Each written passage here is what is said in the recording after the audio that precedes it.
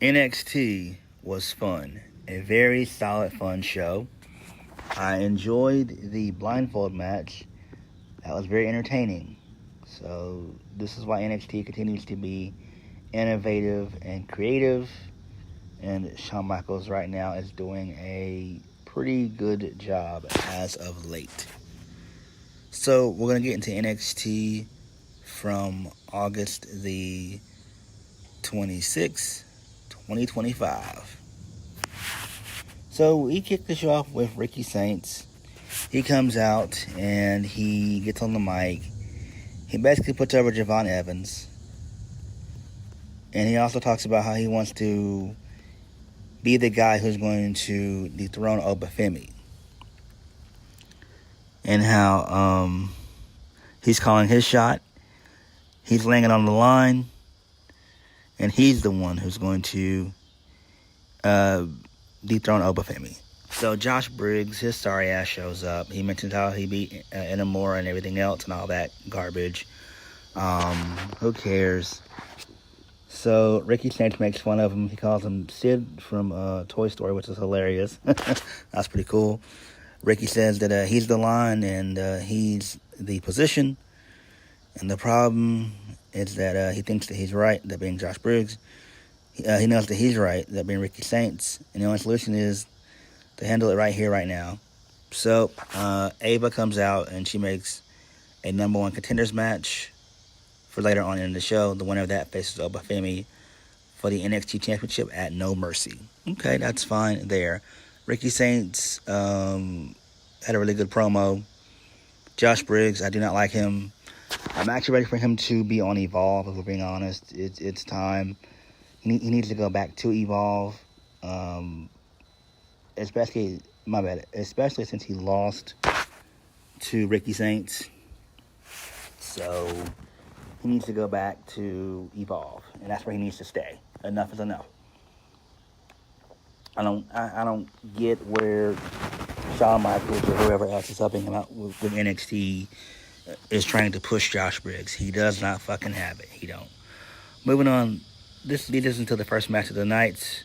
Kalani Jordan defeats Mariah May via the help of Jordynne Grace. So Jordynne Grace comes out towards the middle of the match. She chases Mariah May. She chases her. Mariah May tries to get out of dodge. Then she gets back into the ring. Kalani Jordan hits a really cool Olympic slam, a really cool version of it, and then she hits this split bucket moonsault for the 1, 2, 3, and Kalani Jordan wins. Good stuff here. I'm still not sold on the Jordynne Grace Mariah May feud. It's okay, but it could be a little bit better. I got a feeling they're probably going to continue it going into Homecoming next month. And they're probably going to end the feud at No Mercy. So I think that's where it's going to end. The feud will inevitably end at No Mercy. Maybe Jordynne Grace wins the second match at Homecoming. And then maybe the rubber match, maybe Mariah May wins. I don't know. But I'm thinking it should be a stipulation for the third and final match. So there's that. Moving on, this leads us into Miles Bourne versus Lexis King. Lexis King defeats Miles Bourne in the blindfold match. This match was fun. It was short. Lasted about maybe 7 to 8 minutes. So both guys were falling all over the place and stuff. Lexis King was missing, super kicks and stuff like that. He was missing a couple of elbow drops and everything. Miles Bourne got some offense in. So, out of nowhere, Lexis King, he inadvertently rakes the eyes of the official. And then Lexis then removes his blindfold while the official's trying to come to. He hits a low blow, and then he follows up with the coronation for the 1, 2, 3. This makes perfect sense. I do like this. I'm a fan of both Lexis King and Miles Bourne. Miles Bourne has some promise. He does look like a young Randy Orton, but thank the creator above that his hair is growing back a little bit. So Hopefully he'll have a full head of hair soon, because him and Kyle Fletcher are starting to kind of mimic each other, and I don't like that shit. I wouldn't be surprised in due time. Maybe they call Miles Bourne Deaf Randy Orton, maybe. I don't know. Maybe that'll happen. I doubt it. Or Deaf Orton. I doubt it. I doubt if it'll catch on. So, there's that. Moving on. So, Ren Sinclair, she's freaking out because she hasn't found a tag team partner. Charlie Dempsey's trying to calm down Ren Sinclair. Dempsey, he brings up Kendall Gray. She's going to be her tag team partner. And Charlie Dempsey foolishly believed that Kendall Gray agreed to join the NQCC. And then Kendall Gray says that she's here to help out Ren Sinclair, not Charlie Dempsey. That's funny there. I do like Kendall Gray. She's okay. She's been on NXT Level Up when that was a thing. She was there. And she's been on NXT for a little bit. I want to say she was in there a little bit in 2023 and a little bit last year as well. So, if my memory serves me right. But it's fine. She's doing okay in Evolve and everything else. So, there's that. Moving on. Izzy Dame and Tatum Paxley. They defeat Ren Sinclair and Kendall Gray. Match was alright. So, Izzy Dame got the win via the Sky High. Her Sky High is kind of nasty. I really do like it. Really good shit there. I just wish that she would get away from sorry-ass, lame Sean Spears. He brings everyone down. The calling is fine. I just wish that they would actually just get rid of Sean Spears. That's the only problem. I think Nico Vance is fine as well. We hadn't heard much from him. He's, cut a few promos here and there and everything else backstage. But he's okay. He can kind of be something if he's booked right, but we'll have to see how things play out on that end. Moving on, Trick Williams says that he'll be headlining NXT Homecoming, the special. He'll also be headlining No Mercy and Halloween Havoc because he's money. He's the biggest superstar NXT's ever produced. He's not bragging. He's just stating facts. And if anybody has a problem with it, let's talk about it. So good stuff there. Moving on. Ricky Saints defeats Josh Briggs. He wins via the Tornado DDT. So I don't know why that's his finish now. That's kind of weird to me. I don't know why he doesn't do the Rochambeau anymore. I don't know why they got rid of that. Maybe it looks too close to the Dominator that Bobby Lashley does in AEW. I don't know. But for whatever reason, they've gotten rid of that. And it's quite odd. But it's fine. To me, the Tornado DDT, that seems like a transitional move. It's not something to me that would end a match. But whatever. It's fine. It's always going to have more moves in your arsenal.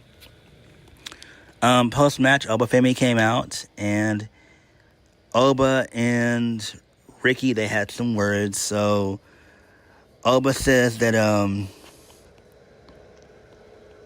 no, my bad. Well, yeah, that does happen. So, Oba comes out. Ricky puts over Oba Femi. But he's saying that he's going to be the one who's going to dethrone him. And he's going to end the absolute terror and reign of Oba Femi. So, Oba Femi says that he did make a mistake. When he said that he saw nothing, he lied. But he sees the fear in the eyes of Ricky Saints, the absolutes. He says that when people challenge him, he shows them the true levels of their talent. He makes the exceptional average, and in Ricky Saints' case, he's going to make the absolutes absolutely mediocre. I do like that. So Darkstate does show up. They said that they want more gold and everything else.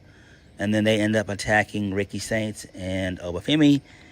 And Hank and Tank make the save. So that's cool there. I like this. This is fine. And this sets up for an 8-man tag next week. Okay, cool. Good stuff, I guess. Moving on. Jada Parker. She gives Lola Vice her props for winning an NXT Heatwave. Lash Legend shows up. Lash says it's crazy to see Jada get soft. Maybe taking all those L's is humbling Jada's ass. Jada says that Nia Jax whooped Last Legend's ass, and she's still not humble, which is true. Last Legend, my bad. Jada Parker says that Last Legend is delusional to think she can hang with her. And then Jada Parker gets nauseous seeing Adriana flirting with Stacks. So I do like that. That was pretty funny there, too. That was hilarious. I do like that. Jada Parker's sexy, though. Good stuff there. Moving on. So, Ava then announces there's going to be a speed tournament. Since the men and women's speed championships are now a part of NXT, and starting on September 2nd, there's going to be a tournament to determine the new number one contender for Soruka's NXT Women's Speed Championship. And it's going to be, the participants are going to be Candice LeRae, Laney Reed, Fabi Apache from AAA, and Zaya Brookside from TNA. So good stuff there. That's cool. Then this leads us into Tyra May still defeating Alba Fire. She rolls up Alba Fire. I don't care about this. Tyra May still, she got a little bit of reaction, but the crowd's still not into her. But they teared her a new asshole on this past weekend. They really did. It was hilarious at Heatwave. That was funny. So there's that. Then this leads us into